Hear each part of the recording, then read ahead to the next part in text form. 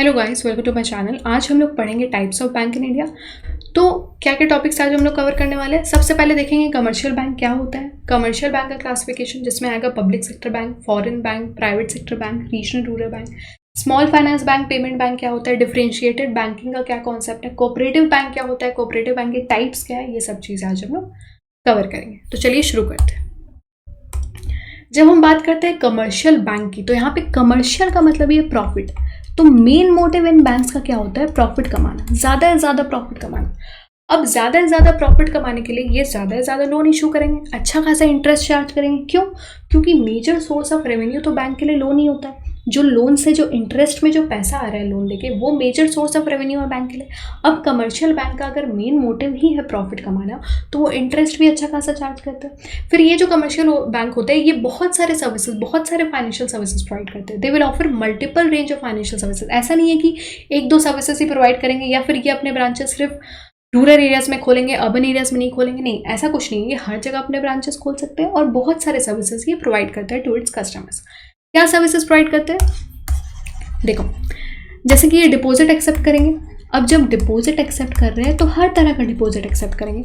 ये demand deposit भी accept करेंगे और टाइम डिपॉजिट भी एक्सेप्ट करेंगे।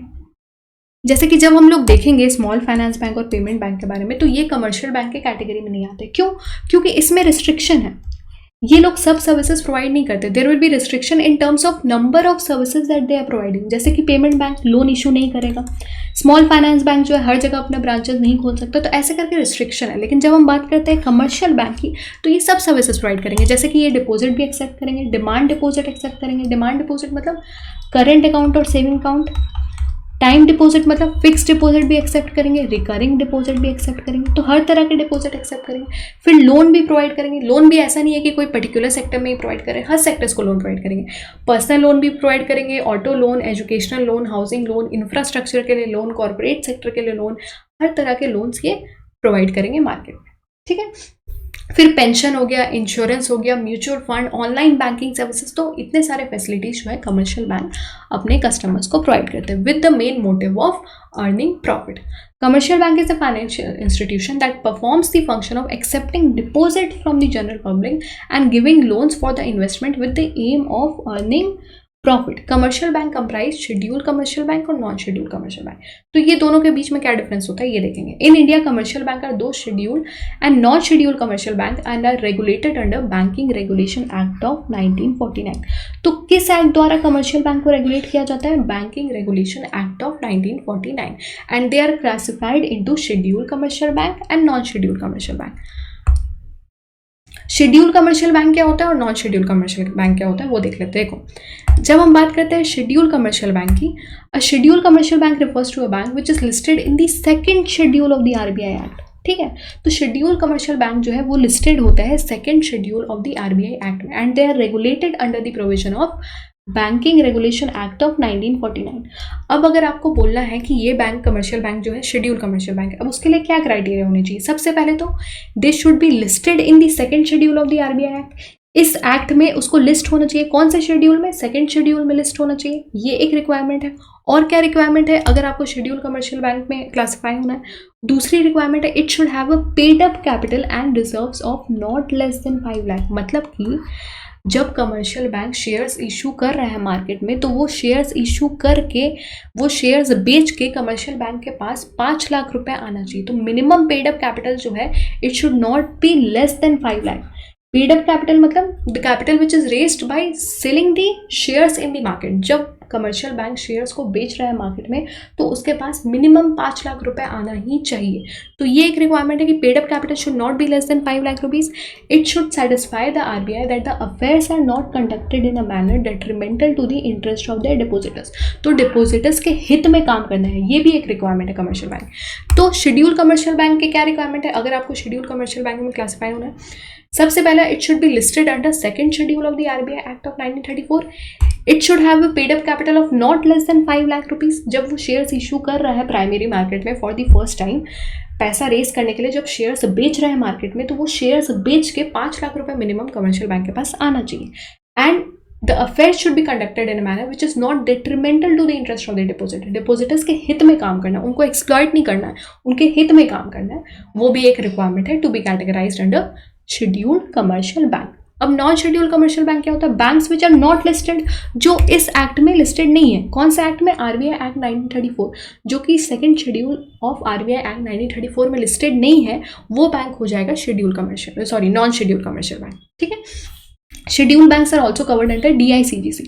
तो शेड्यूल बैंक्स को देखो, ये जो शेड्यूल बैंक है ये DICGC इसमें एप्लीकेबल है। DICGC क्या होता है? Deposit insurance credit guarantee corporation. Suppose कोई बैंक फेलियर हो गया, मतलब बैंक जो है बंद होने के कगार पे है और अपने डिपॉजिटर्स का पैसा वापस नहीं कर पा रहे हैं, उस केस में ये DICGC क्या करता है? डिपॉजिट इंश्योरेंस प्रोवाइड करता है। क्या प्रोवाइड करता है? Deposit insurance. मतलब कि अगर बैंक डिपॉजिटर्स का पैसा वापस नहीं कर पाएगा, अगर बैंक बंद होने वाला है, बैंक फेलियर हो गया है, तो उस केस में DICGC डिपॉजिट इंश्योरेंस प्रोवाइड करेगा डिपॉजिटर्स को। कितना डिपॉजिट इंश्योरेंस प्रोवाइड करेगा? हर डिपॉजिटर को 5 लाख का डिपॉजिट इंश्योरेंस प्रोवाइड करता है, 5 लाख पर डिपॉजिटर पर बैंक। कब? जब बैंक डिपॉजिटर का पैसा वापस नहीं कर पाएगा, उस केस में DICGC हर डिपॉजिटर के लिए 5 लाख का डिपॉजिट इंश्योरेंस प्रोवाइड करता है in all types of deposit. Recurring deposit के लिए भी है, फिक्स्ड डिपॉजिट के लिए भी है, करंट अकाउंट के लिए भी है, सेविंग अकाउंट की है। हर तरह के डिपॉजिट में कितना डिपॉजिट इंश्योरेंस प्रोवाइड करेगा DICGC? 5 लाख का डिपॉजिट इंश्योरेंस प्रोवाइड करेगा अगर बैंक जो है डिपॉजिट का पैसा वापस नहीं कर पा रहा है उस केस में। तो ये 1 लाख नहीं है, ये पहले था 1 लाख, अब जो है ये 5 लाख हो गया। देखो, which is beneficial for all the account holders holding a saving and fixed recurring deposit account under DICGC। Bank deposit up to 5 lakh including the fixed saving current recurring deposit per depositor per bank in the event of bank failure are insured. ठीक है, तो देखो, scheduled bank and non scheduled bank required to deposit CRR money to RBI office और वार्ड। जो CRR का पैसा है वो शेड्यूल्ड बैंक को RBI के ऑफिस, RBI के पास जमा करना होता है, और नॉन शेड्यूल्ड बैंक को CRR का जो पैसा है वो अपने पास ही रखना होता है। उसको ज़रूरत नहीं है कि वो RBI के पास रखे। क्यों? क्योंकि देखो, जब हम बात करें शेड्यूल बैंक की तो ये एक बड़े पैमाने पे काम कर रहा है, लेकिन नॉन शेड्यूल बैंक तो उतना बड़ा नहीं है। हो सकता है उसके पास उतना डिपॉजिट नहीं आ रहा हो जितना शेड्यूल बैंक के पास आ रहा हो, तो वो खुद के पास भी रख सकता है, उसको RBI के पास रखने की ज़रूरत नहीं है। लेकिन जब हम बात करें शेड्यूल बैंक की तो वो इतना ज़्यादा डिपॉजिट एक्सेप्ट कर रहे हैं, ठीक है, तो उस हिसाब से वो जो है डिपॉजिट का कुछ पैसा, कुछ परसेंटेज जो है वो RBI के पास रखता है in the form of cash. ये अपने पास भी रख सकता है non schedule bank. Eligible to borrow और deposit funds in RBI windows operation depends on RBI description. तो RBI शेड्यूल बैंक को बहुत तरह की फैसिलिटी देती है। जैसे अगर शेड्यूल बैंक को लोन वगैरह में पैसा चाहिए तो RBI के रेपो रेट द्वारा, और भी जो है MSF रेपो रेट, इन इसके द्वारा जो है शेड्यूल बैंक RBI से बोरो कर सकता है। लेकिन नॉन शेड्यूल बैंक करेगा कि नहीं वो RBI के ऊपर डिपेंड करता है। A schedule commercial bank refers to a bank which is listed under the second schedule of RBI Act 1934. Non-scheduled banks by definition are those which are not listed in the second schedule of the RBI Act 1934. तो ये difference है schedule bank और non schedule bank में। Schedule bank are listed in the second schedule of RBI Act 1934. Non schedule bank are not listed under the RBI Act of 1934. As per FDI policy, अच्छा ये हम लोग देखेंगे private sector bank और public sector bank के बाद। तो मैंने आपको बता दिया non schedule bank which are not listed in the second schedule of the RBI Act. Non schedule bank must also meet the CRR but not with the reserve bank. CRR तो maintain करना ही है non schedule bank को, लेकिन reserve bank of India के पास maintain करने का जरूरत नहीं है। Bank with reserve capital of less than 5 lakh rupees qualify as non schedule bank. Unlike schedule bank they are not entitled to borrow from the RBI। तो schedule bank की तरह कभी भी जाके वो RBI से पैसा बोरो नहीं कर सकते एक्सेप्ट इन एमरजेंसी और एबनॉर्मल सर्कमस्टांसेस, जो कि RBI के डिस्क्रिप्शन पर डिपेंड करता है। क्या क्या एग्जाम्पल्स है नॉन शेड्यूल बैंक के?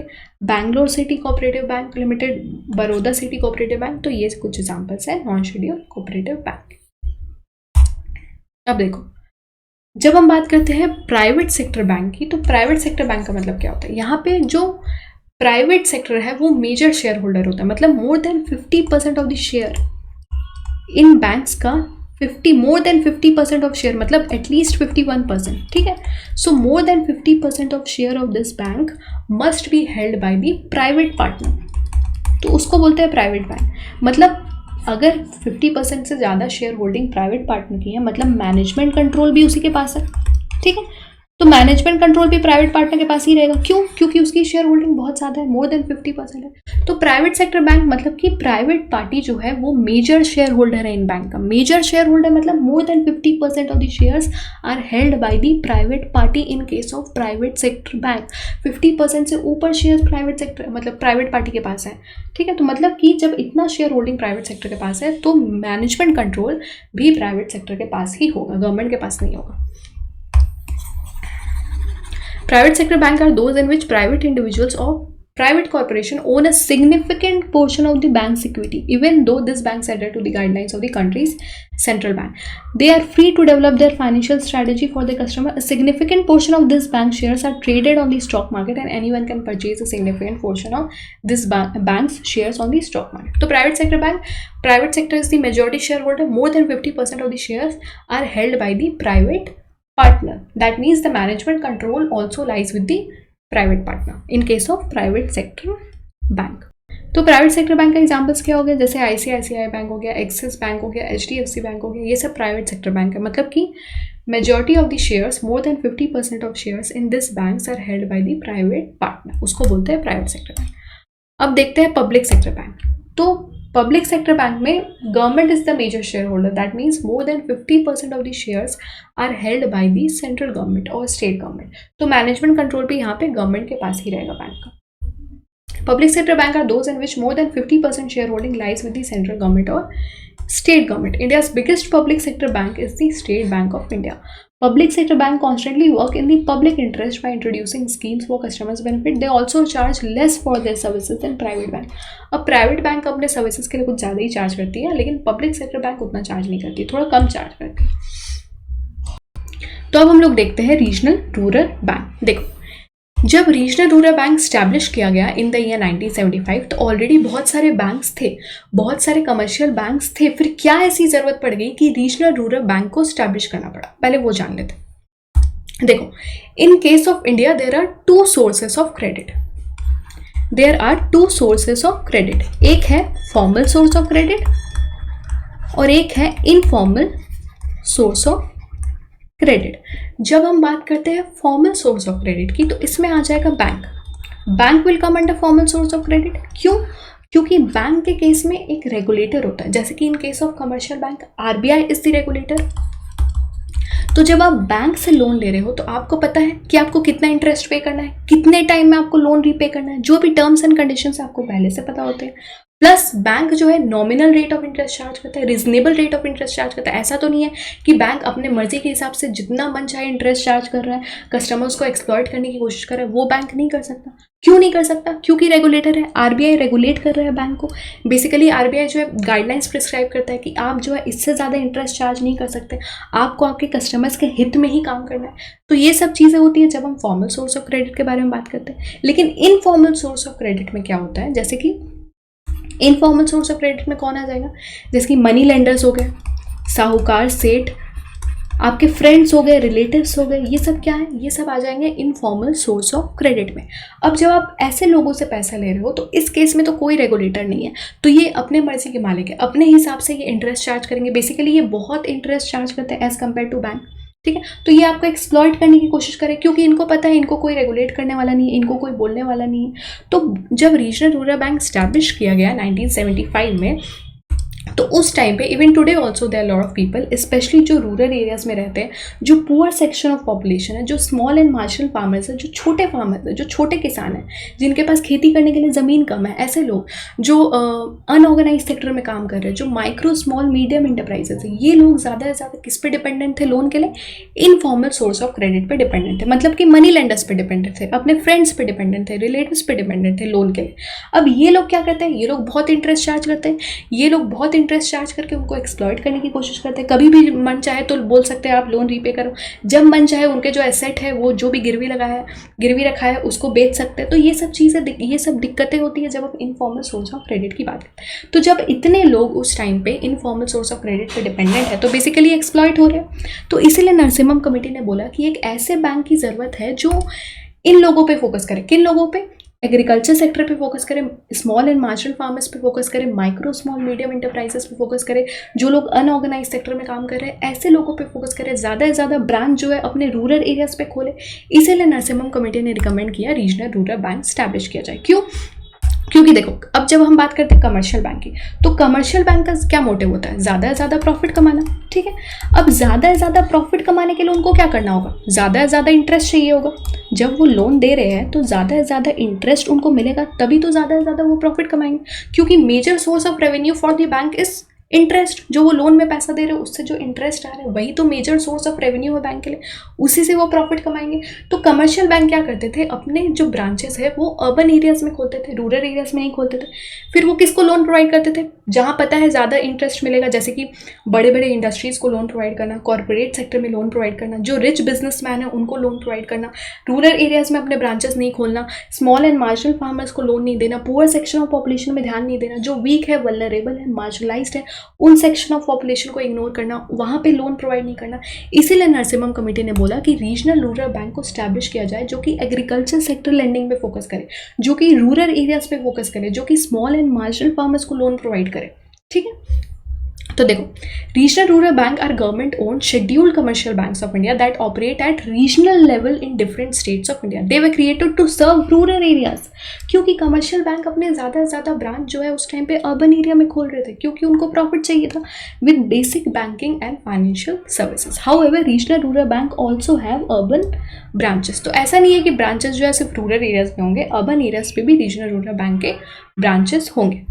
Regional Rural Bank was established under the provision of an ordinance passed on 26 September 1975 and the RRB Act।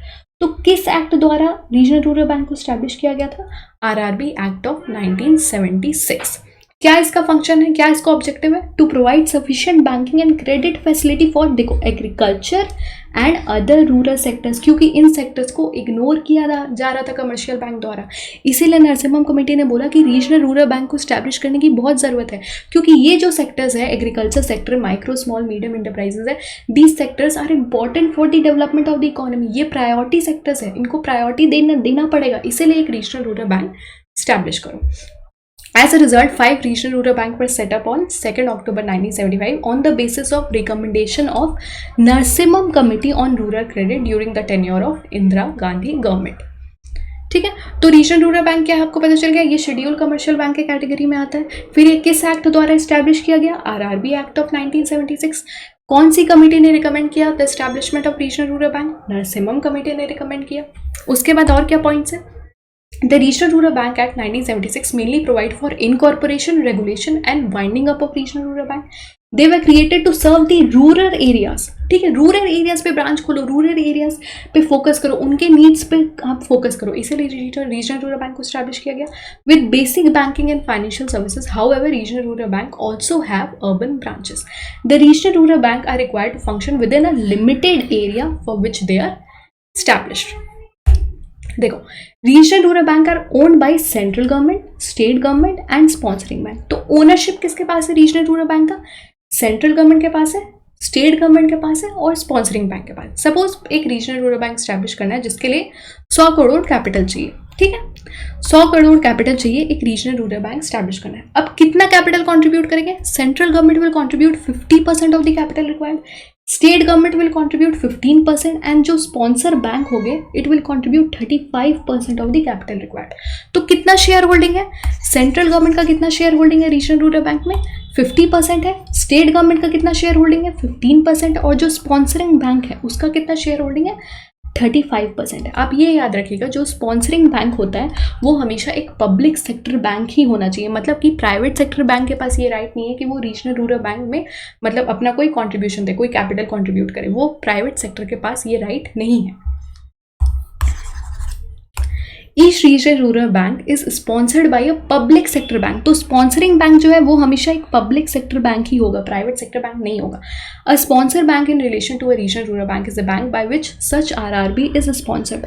तो ये आरआरबी को जो स्पॉन्सर्ड करता है, जो बेसिकली 35% शेयर होल्डिंग होता है स्पॉन्सरिंग बैंक का।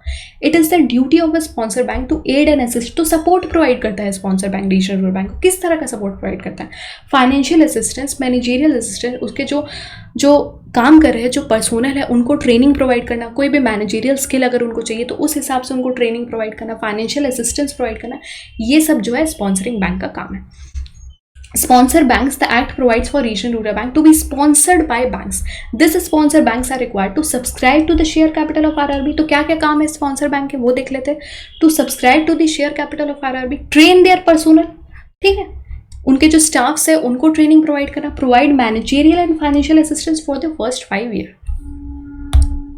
अब देखो, regional rural bank perform various function such as providing banking facility to rural and semi urban areas. देखो आप ये रूरल पे देख रहे हो, ये रूरल पे इतना ज़्यादा फोकस क्यों किया गया है, क्योंकि रूरल एरियाज़ के ज़्यादा से ज़्यादा कमर्शियल बैंक जो है रूरल एरियाज़ पे अपने ब्रांचेस नहीं खोल रही थी, इसीलिए रूरल एरियाज़ पे फोकस किया गया. Carrying out government operation like disbursement of wages of MNREGA workers and distribution of pension. तो ये सब फैसिलिटीज़ जो है रीजनल रूरल बैंक प्रोवाइड करता है. जैसे कि मनरेगा में जो वेजेस प्रोवाइड करने वो पेंशन फैसिलिटी देगा, para banking facility like locker facility, debit card, credit card, mobile banking, internet banking, UPI services. तो ये सब फैसिलिटीज़ किसको प्रोवाइड कर रहा है, रीजनल रूरल बैंक. जो पुअर सेक्शन ऑफ पॉपुलेशन है, जो पुअर है, वीक है, वल्नरेबल है, मार्जिनलाइज सेक्शन ऑफ पॉपुलेशन है, इनको ये सब सर्विसेज प्रोवाइड कर रहा है. जो एग्रीकल्चर सेक्टर है, जो माइक्रो स्मॉल मीडियम एंटरप्राइज है, जो छोटे फार्मर्स है, स्मॉल एंड मार्जिनल फार्मर्स है, उनको ये सब सर्विसेज प्रोवाइड कर रहा है कौन, regional rural bank. According to this act, RRB are to be set up mainly with a view to develop rural economy by providing credit facilities for the purpose of development of agriculture, trade and commerce, industry and other productive activities in the rural areas. All the RRBs are covered under DICGC scheme. DICGC क्या होता है, deposit insurance credit guarantee corporation. अगर कोई bank बंद होने के कगार पे अगर अपने डिपॉजिटर का पैसा वापस नहीं कर पा रही है, उस केस में DICGC will provide deposit insurance. कितने का इंश्योरेंस प्रोवाइड करेगा, तो हर एक डिपॉजिटर के लिए 5 लाख का इंश्योरेंस प्रोवाइड करेगा. सो 5 लाख पर डिपॉजिटर पर बैंक. तो जितने भी रीजनल रूरल बैंक है they are covered under DICGC scheme. That means DICGC scheme is applicable to all regional rural bank and they are also required to observe the RBI stipulation for CRR SLR. तो उनको CRR SLR भी maintain करना है. RRB do all such functions as are done by domestic banks like accepting deposit from the public, providing credit, remittance services, etc. PSL target कितना मिला है उनको, 75%. That means out of the total loan that is issued by the regional rural bank, 75% of the loan must go to priority sectors. Priority sectors मतलब क्या, ऐसे sectors which are important for the development of the economy, जो प्राथमिकता वाले sectors है, जैसे कि agriculture sector हो गया, माइक्रो स्मॉल मीडियम एंटरप्राइजेस में लोन जाना चाहिए, हाउसिंग लोन, एजुकेशनल लोन, फिर सोशल इंफ्रास्ट्रक्चर के लिए लोन प्रोवाइड करना. तो ये सब क्या है, ये सब प्रायोरिटी सेक्टर्स है इकोनॉमी के लिए. तो प्रायोरिटी सेक्टर्स में 75% जो है लोन का पैसा जाना चाहिए as per RBI guidelines. Example क्या है रीजनल रूरल बैंक का, उत्तर बिहार ग्रामीण बैंक. देखो स्पॉन्सर बैंक कौन सा है, सेंट्रल बैंक ऑफ इंडिया. मैंने आपको क्या बताया था कि रीजनल रूरल बैंक के केस में जो स्पॉन्सर बैंक है वो सिर्फ एक पब्लिक सेक्टर बैंक ही हो सकता है. झारखंड ग्रामीण bank sponsor bank, bank of India. ठीक है, अब हम लोग देखते हैं कंसोलिडेशन ऑफ RRB. देखो गवर्नमेंट ने क्या किया, गवर्नमेंट ने नोटिस किया कि RRB का जो NPA है, मतलब नॉन परफॉर्मिंग एसेट, बढ़ते जा रहा है. बहुत RRB जो है वो लॉस इनकर कर रही है, मतलब लॉस में चल रही है. क्यों, क्योंकि RRB जो है ऐसे सेक्टर्स को लोन प्रोवाइड करती है जहाँ पे रिस्क बहुत ज़्यादा है. जैसे कि पुअर सेक्शन ऑफ पॉपुलेशन में RRB लोन प्रोवाइड करी, एग्रीकल्चर सेक्टर में लोन प्रोवाइड करी. अब एग्रीकल्चर सेक्टर में ही आप देख लो कितना ज़्यादा रिस्क है. इंडिया में जो एग्रीकल्चर की स्थिति है वो बिल्कुल भी ठीक नहीं है. क्यों, बहुत सारे रीजन है. फर्स्ट ऑफ ऑल तो Indian agriculture is mainly monsoon dependent.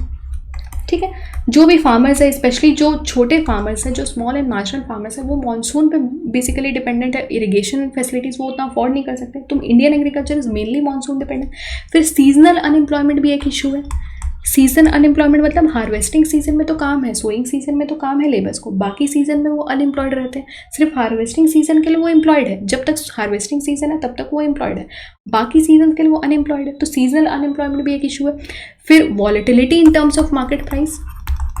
Farmers को भी नहीं पता होता कि जो वो प्रोड्यूस कर रहे हैं उसको कितना प्राइस मिलेगा, कितना, बहुत सारे क्योंकि मिडिल मैन इन्वॉल्व होते हैं, तो इसका भी डाउट रहता है फार्मर्स को. उसके बाद इतना फ्रैगमेंटेशन ऑफ लैंड होल्डिंग है, मतलब कि फार्मर्स के हाथ में बहुत कम ज़मीन आता है खेती करने के लिए, बहुत कम। जैसे जब हम बात करते हैं स्मॉल एंड मार्जिनल फार्मर्स की, तो इंडिया के केस में more than 60% of the farmers are small and marginal farmers. अब उनके पास खेती करने के लिए कितनी ज़मीन है? 1 से 2 हेक्टेयर तक की ज़मीन है। अब इतने सारे जब इश्यूज़ है तो बहुत कम चांसेस होते हैं कि जो फार्मर्स है, जो पुअर सेक्शन ऑफ पॉपुलेशन है, जो अनऑर्गेनाइज सेक्टर में जो लोग काम कर रहे हैं, वो टाइमली लोन रीपे कर पाए बैंक को। उस केस में क्या होता है, जब रिस्क ज़्यादा इन्वॉल्व है, क्यों? क्योंकि आरआरबी ऐसे सेक्टर्स में लोन प्रोवाइड करी है जहाँ पे रिस्क ज़्यादा इन्वॉल्व है। तो जब रिस्क ज़्यादा इन्वॉल्व होता है तो एनपीए बढ़ने के चांसेस भी ज़्यादा होते हैं। क्यों? क्योंकि टाइमली लोन रिपे नहीं कर पा रही है बैंक को, रीजनल रूरल बैंक को, तो लॉस बैंक का बढ़ते जा रहा है। तो इसीलिए बहुत सारे जो रीजनल रूरल बैंक है वो लॉस इंकर कर रहे थे। तो इसीलिए गवर्नमेंट ने डिसाइड किया कि अब हम रीजनल रूरल बैंक को कंसोलिडेट कर देंगे। कंसोलिडेट कर देंगे मतलब 2-3 रीजनल रूरल बैंक को मर्ज कर देंगे, या कुछ रीजनल रूरल बैंक को बंद कर देंगे, वाइंड अप कर देंगे, in order to reduce the number of RRB. तो देखो, first round of consolidation was done in 2005 when the numbers were reduced from 196 to 133। तो फर्स्ट राउंड ऑफ कंसोलिडेशन कब हुआ? 2005 में हुआ, जब आरआरबी को जो है कम कर दिया गया, 196 से 133 कर दिया गया थ्रू मर्जर और through winding up of the bank. By March 2012 it was further reduced to 82 and further consolidation reduced it to 56। RRB periodically go through a process of amalgamation। In January 2013 25 RRB were amalgamated into 10 RRB. तो देखो, government is basically trying to reduce the number of RRB, क्योंकि RRB इतना ज़्यादा loss इंकर कर रही है, इसीलिए government is going for consolidation of RRB. In March 2016, there were 56 RRB.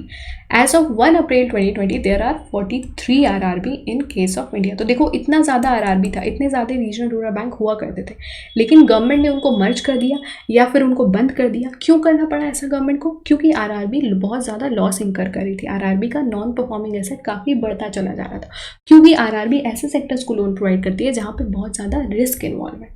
इसीलिए गवर्नमेंट ने डिसाइड किया कि अब हम जो है आरआरबी को कंसोलिडेट करेंगे, उनको मर्ज करेंगे या फिर उनको बंद कर देंगे, basically in order to reduce the number of RRB in India. तो ये हम लोगों ने देखा रीजनल रूरल बैंक। तो अब हम लोग करते हैं कोऑपरेटिव बैंक। देखो, कोऑपरेटिव से ही पता चल जा रहा है कि ऐसा बैंक जो एक दूसरे की सहायता से बना है, जो एक दूसरे की सहायता के लिए बना है, उसको हम लोग बोलते हैं cooperative bank. Suppose there are 10 to 15 people who invest their money, pool in their money in order to provide banking services or financial services to needy people, especially to the people who are there in the rural areas। मतलब कि main focus जो है cooperative bank का वो रहता है social welfare. Main motive इसका profit नहीं है। जैसे कमर्शियल बैंक मेन मोटिव क्या है? प्रॉफिट। मेन मोटिव क्या है? ऐसे सेक्टर्स में लोन प्रोवाइड करना जहाँ से ज़्यादा से ज़्यादा इंटरेस्ट मिल सके। नहीं, कोऑपरेटिव बैंक का मेन मोटिव है कि हम उन सेक्टर्स में लोन प्रोवाइड करें, उन लोगों को लोन प्रोवाइड करें जिनको कमर्शियल बैंक से लोन मिलने में दिक्कत आ रही है। जैसे कि जो पुअर सेक्शन ऑफ पॉपुलेशन, जो वीकर सेक्शन ऑफ पॉपुलेशन है, एग्रीकल्चर सेक्टर है, जो रूरल एरियाज में जो लोग हैं, उन लोगों को लोन प्रोवाइड करना, उन लोगों को फाइनेंशियल सर्विसेज प्रोवाइड करना मेन मोटिव रहता है कोऑपरेटिव बैंक का। तो cooperative banks provide banking facilities to persons of small means, thereby fulfilling the objective of financial inclusion. As of 2015, nearly 90% of the loans made by cooperative banks were of less than 5 lakh rupees each, accounting for 33% of the total lending made by the banks. These societies are owned, promoted, controlled and managed by their members। तो ownership जो है cooperative bank के किसके पास रहती है? जो members हैं उन्हीं के पास ओनरशिप है, वही पूरा मैनेजमेंट देखते हैं, वही कोऑपरेटिव बैंक को कंट्रोल करते हैं। Cooperative banks in India are registered under the cooperative societies act 1955 and are also regulated by the RBI and are governed by banking regulation act of 1949। तो दोनों ही एक्ट एप्लीकेबल है in case of cooperative bank. They are registered under cooperative societies act of 1955 और regulate कौन करता है cooperative bank को? RBI. किस एक्ट द्वारा? Banking regulation act of 1949। तो दोनों एक्ट एप्लीकेबल है in case of cooperative bank. Own कौन करता है ये बैंक को? ओनरशिप किसके पास है? मैनेजमेंट, कंट्रोल, सब कुछ जो है वो मेंबर्स के हाथ में ही होता है। One share holder one vote. देखो, कोऑपरेटिव बैंक में जब बोर्ड ऑफ डायरेक्टर्स को इलेक्ट किया जाता है तो आपस में मेंबर्स जो है आपस में ही इलेक्ट करते हैं। तो उस केस में हर एक शेयर होल्डर का एक ही वोट होगा इन terms of electing the board of directors. मतलब कि कितना कैपिटल वो कंट्रीब्यूट की है, कितना उनका शेयर होल्डिंग है, उससे मतलब नहीं है। हर एक शेयर होल्डर का एक ही वोट होगा while electing the board of directors in the cooperative bank. So one share holder one vote irrespective of the capital contributed by them. Main motive क्या है? No profit no loss. They function with the rule of one member one vote. And no profit no loss basis. Cooperative bank mainly focus, तो main focus क्या है cooperative bank का? Agricultural and rural sector lending जो है main focus है। अब हम लोग देखते हैं टाइप्स ऑफ कोऑपरेटिव बैंक। चलो तो देखो जब हम बात कर रहे हैं कोऑपरेटिव बैंक की, so it is basically classified into 2 categories. एक है रूरल कोऑपरेटिव बैंक और एक है urban cooperative banks. Rural cooperative bank में शॉर्ट टर्म लॉन्ग टर्म, जो कि हम लोग आगे डिटेल में देखेंगे, और अर्बन कोऑपरेटिव बैंक में single state cooperative bank and multi state cooperative bank. Single state cooperative bank में कौन आ जाएगा?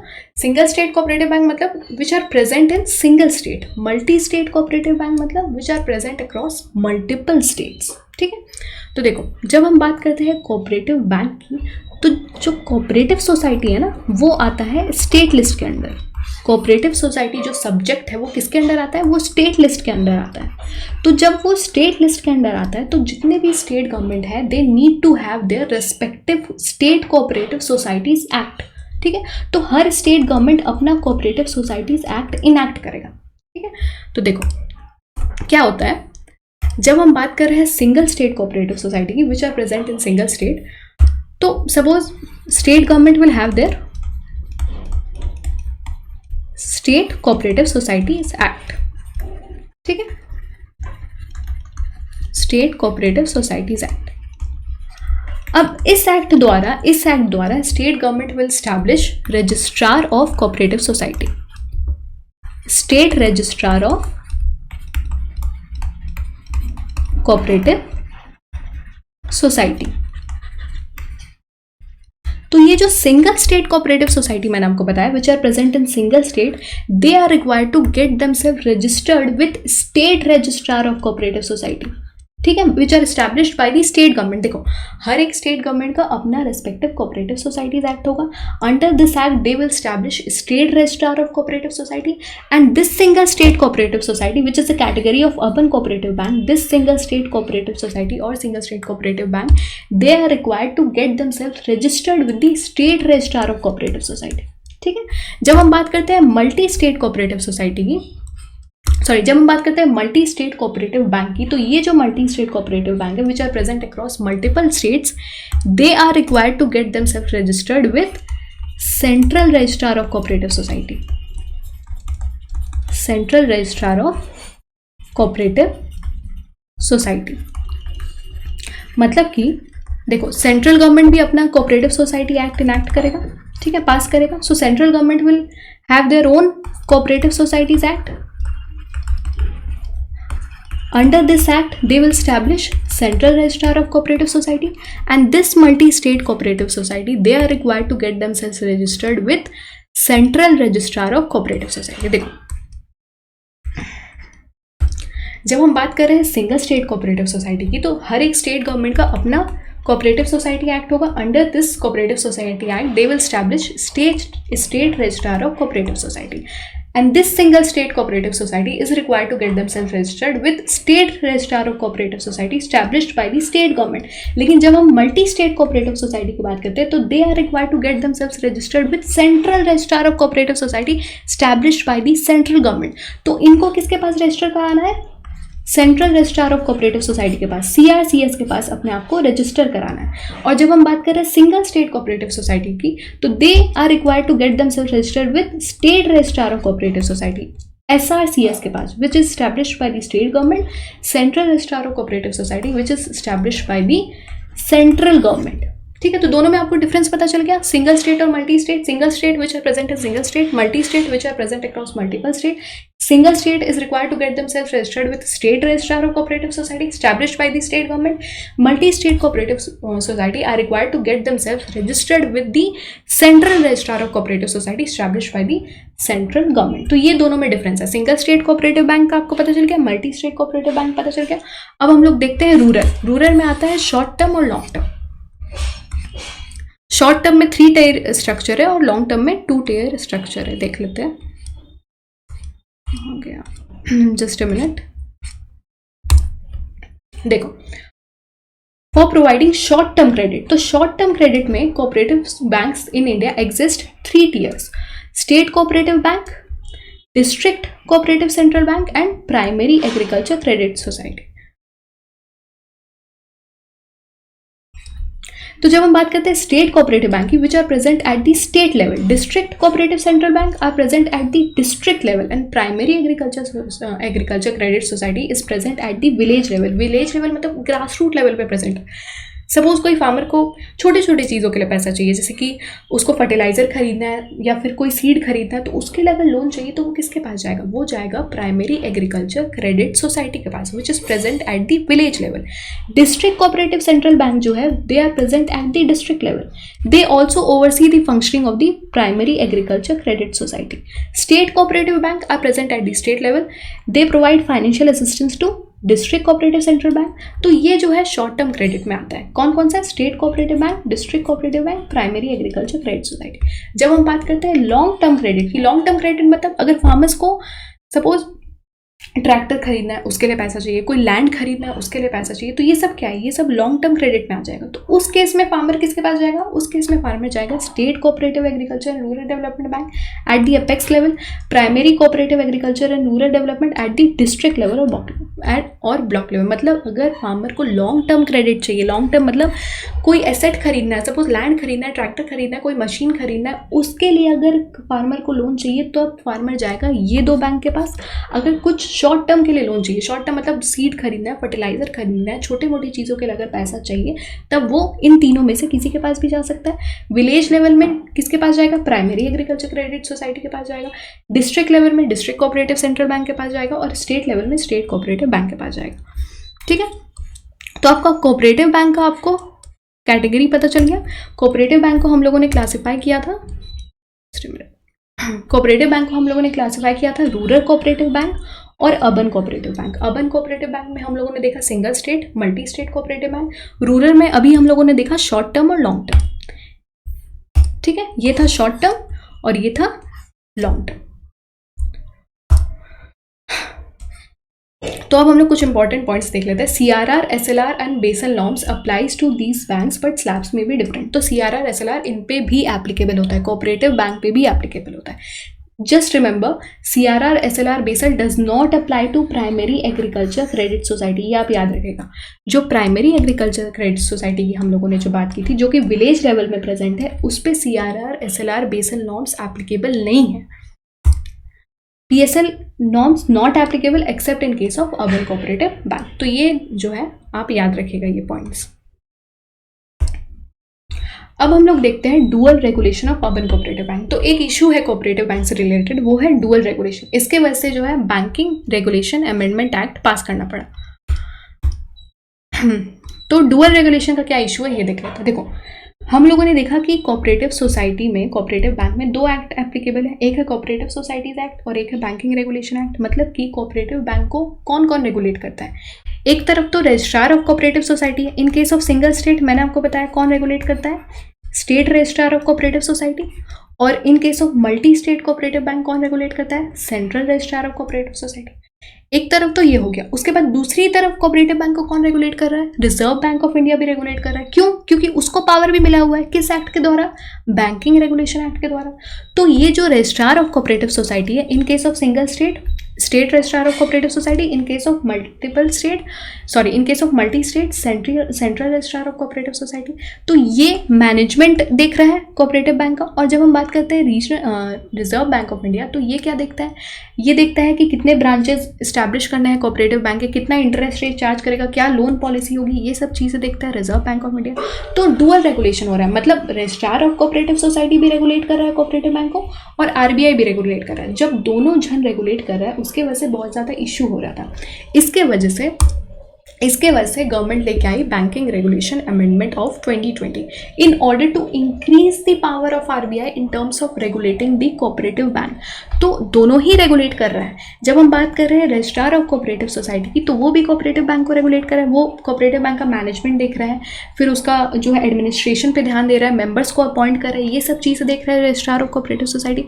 फिर RBI भी उसको रेगुलेट कर रहा है, वो उसका लाइसेंसिंग जो है डिसाइड कर रहा है, कहाँ पे उसको ब्रांचेस खोलना है, लाइसेंस प्रोवाइड कर रहा है, लोन लोन में कितना इंटरेस्ट चार्ज करना है, वो सब चीज़ें आरबीआई देख रहे हैं। तो मतलब डुअल रेगुलेशन है, दोनों ही रेगुलेट कर रहे हैं कोऑपरेटिव बैंक को। इसीलिए गवर्नमेंट ने डिसाइड किया कि हम बैंकिंग रेगुलेशन अमेंडमेंट 2020 पास करेंगे in order to increase the power of RBI को पावर को इंक्रीज करने के लिए in terms of regulating the cooperative bank. तो क्या हुआ इस अमेंडमेंट द्वारा, वो देख लेते हैं। देखो, बैंकिंग रेगुलेशन अमेंडमेंट एक्ट 2020, तो यहाँ पे क्या अमेंडमेंट हुआ, पहले देखो, अब जो है cooperative single state cooperative society है जो कि रूरल एरिया में है, they will be regulated by RBI. Yes, उसमें यूनियन का कोई रोल नहीं होगा, स्टेट का रोल होगा लेकिन यूनियन का रोल नहीं होगा। इन case of cooperative single state urban, देखो सिंगल स्टेट अर्बन में स्टेट के रोल को हटा दिया गया, स्टेट का अब कोई रोल नहीं है एज पर दिस अमेंडमेंट। पहले स्टेट का रोल था लेकिन अब स्टेट के रोल को हटा दिया गया है in terms of regulating the single state urban cooperative bank. Cooperative multi state which are present across multiple state, उसमें आरबीआई का रोल होगा, आरबीआई रेगुलेट करेगा। हाँ, यूनियन का कोई रोल नहीं है, स्टेट का कोई रोल नहीं है। मतलब आप देख रहे हो कि बैंकिंग रेगुलेशन अमेंडमेंट जो हुआ उसमें स्टेट का रोल हटा दिया जा रहा है, मतलब स्टेट का रोल कम कर दिया जा रहा है in terms of regulating the cooperative bank, और आरबीआई के पावर्स को बढ़ाया जा रहा है। देखो यहाँ पे सिर्फ स्टेट का कब रोल है, जब कोऑपरेटिव बैंक सिंगल स्टेट है, जब सिंगल स्टेट में प्रेजेंट है तभी स्टेट गवर्नमेंट का रोल है, अदरवाइज उसका कोई रोल नहीं है in terms of regulation of cooperative bank. तो ये हम लोगों ने देख लिया banking regulation amendment act of 2020। तो हम लोगों ने देखा रीजनल रूरल बैंक क्या होता है और कोऑपरेटिव बैंक क्या होता है। अब हम लोग चलते हैं डिफरेंशिएटेड बैंकिंग देखते हैं।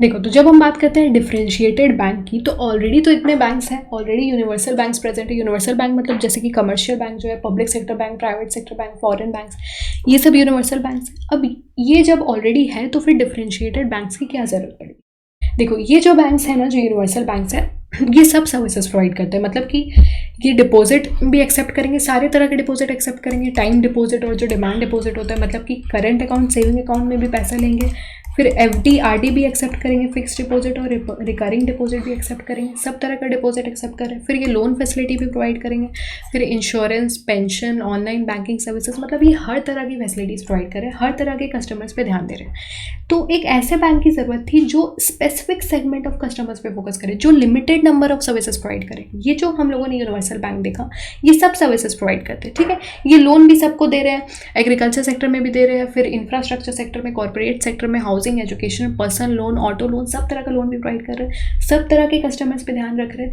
अर्बन एरिया में भी ब्रांच खोल रहे हैं, रूरल एरिया में भी ब्रांच खोल रहे हैं, लेकिन एक ऐसे बैंक की जरूरत है जो स्पेसिफिक सेगमेंट ऑफ कस्टमर्स पे फोकस करे, जो limited number of services provide करे। इसीलिए आया differentiated bank.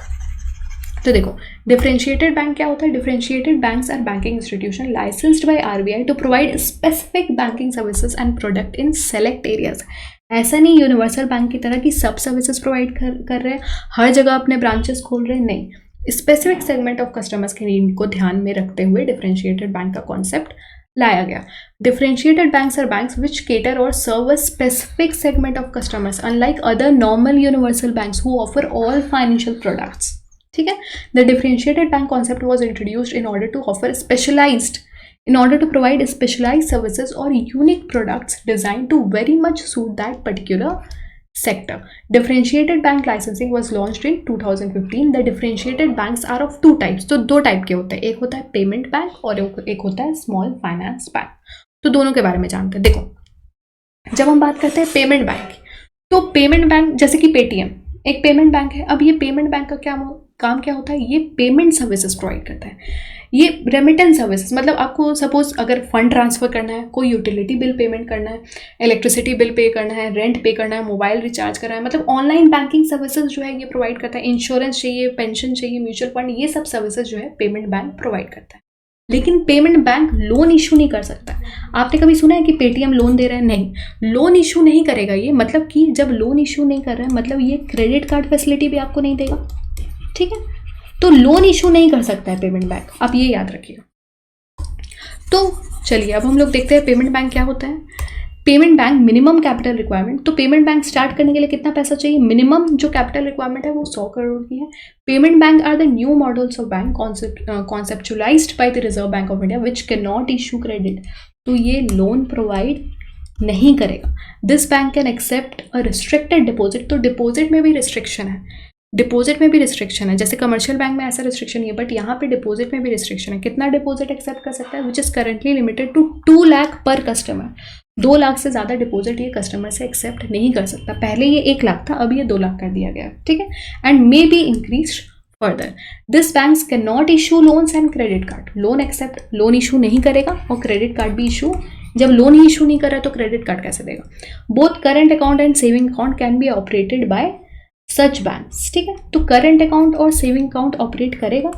Payment bank can issue ATM card और debit card and can provide online और मोबाइल बैंकिंग, ठीक है। तो पेमेंट बैंक के बारे में आपको क्या क्या पॉइंट्स पता होने चाहिए। सबसे पहले मिनिमम कैपिटल रिक्वायरमेंट 100 करोड़ है। लोन इशू नहीं कर सकता, मतलब क्रेडिट कार्ड इशू नहीं कर सकता। कितना डिपॉजिट एक्सेप्ट कर सकता है कस्टमर से, 2 लाख से ऊपर डिपॉजिट एक्सेप्ट नहीं कर सकता। ऑनलाइन बैंकिंग सर्विसेज प्रोवाइड करेगा, mobile banking services, fund transfer, remittance facility, mutual fund, insurance, utility bill payment, ये सब इसका मेन काम होता है, ठीक है।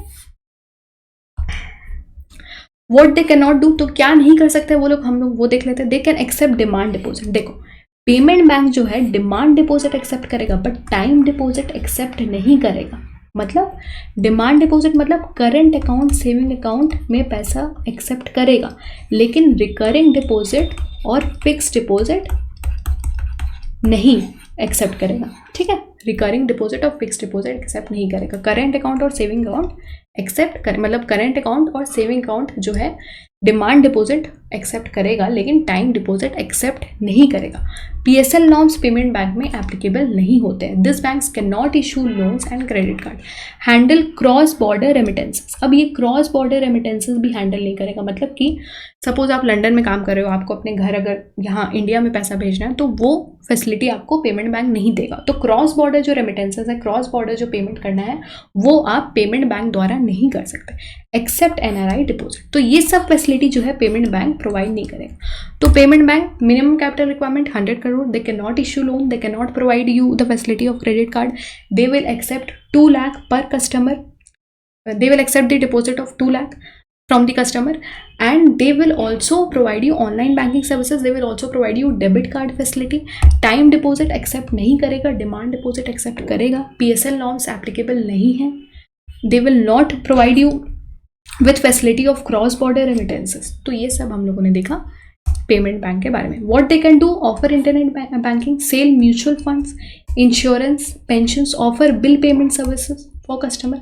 अब बात ये आती है जब पेमेंट बैंक लोन ही प्रोवाइड नहीं करता है तो पैसा कैसे कमाएगा, क्योंकि बैंक का मेजर सोर्स ऑफ रेवेन्यू क्या होता है, लोन। जो लोन से उसको इंटरेस्ट में पैसा आ रहा है वो उसका मेजर सोर्स ऑफ रेवेन्यू होता है।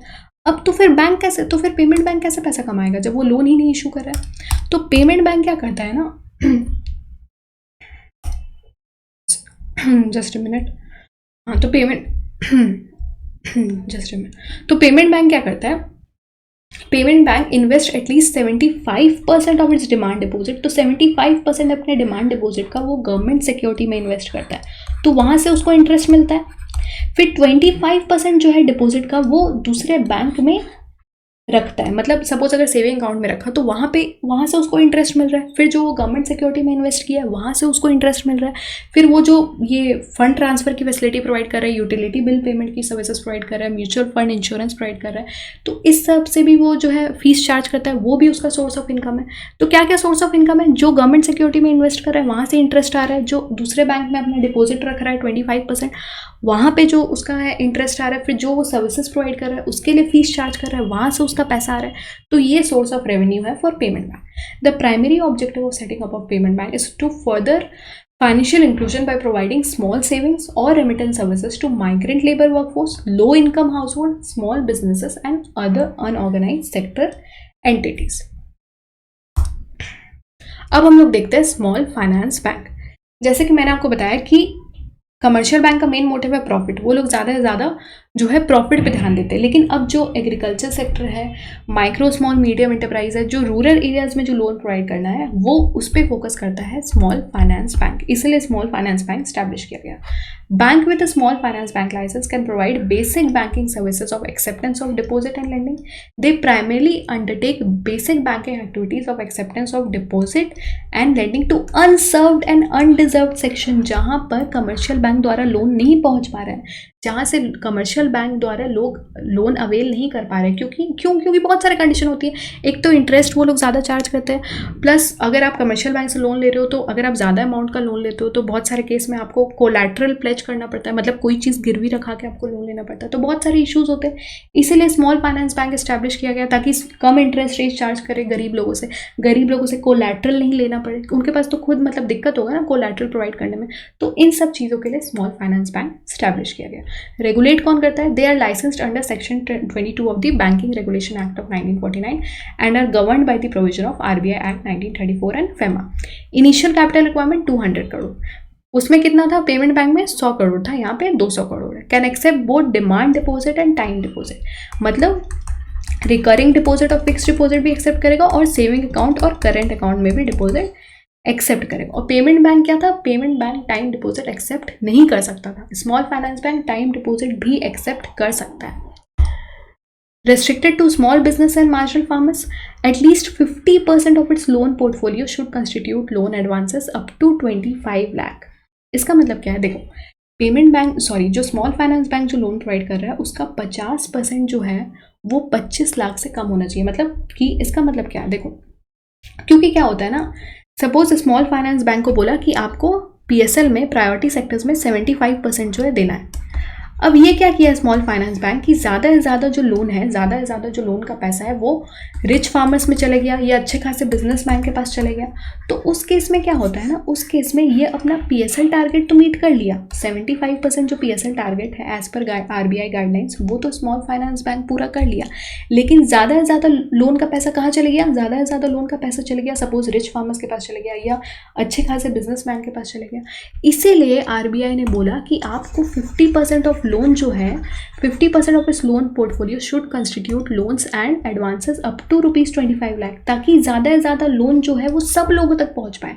क्योंकि अगर आप एक आदमी को ज़्यादा अमाउंट का लोन दे दोगे मतलब कि बाकी लोगों के लिए उतना पैसा नहीं बच रहा है, ठीक है। भले ही आप PSL टारगेट पूरा कर लिए, लेकिन हो सकता है वो PSL टारगेट में ज़्यादा से ज़्यादा लोन जो है वो अच्छे मतलब जो लोग के पास ऑलरेडी है वो लोग के पास चले गया।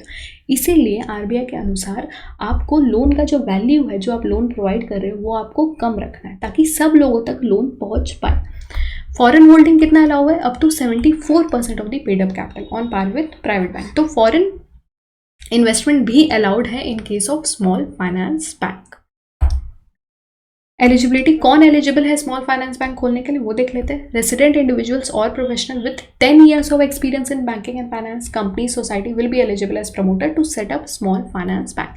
Existing NBFC, microfinance institution, local area banks can also opt for conversion into small finance bank after complying with all legal and regulatory requirements।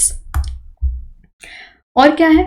Must maintain CRR SLR। तो स्मॉल फाइनेंस बैंक को CRR SLR भी maintain करना है। Small finance bank में transit to universal bank however they need to, तो वो लोग अपने आप को यूनिवर्सल बैंक में भी कन्वर्ट कर सकते हैं, but they have to fulfil certain conditions. They can provide both debit and credit card. तो ये हम लोगों ने देखा स्मॉल फाइनेंस बैंक के बारे में। Credit card payment bank provide नहीं कर सकता था, ये डेबिट और क्रेडिट कार्ड दोनों ही प्रोवाइड करेगा। पेमेंट बैंक जो है टाइम डिपॉजिट एक्सेप्ट नहीं कर सकता था, small finance bank time deposit भी एक्सेप्ट करता है। ये कुछ डिफरेंस आपको पता होनी चाहिए। वहाँ पे 100 करोड़ का कैपिटल रिक्वायरमेंट था, minimum capital requirement. Small finance bank में 200 करोड़ का मिनिमम कैपिटल रिक्वायरमेंट है, ठीक है। तो ये हम लोगों ने देख लिया small finance bank. So that's it for today. If you like this video, please do subscribe to my channel and I'll see you in the next session. Till then, take care and bye-bye.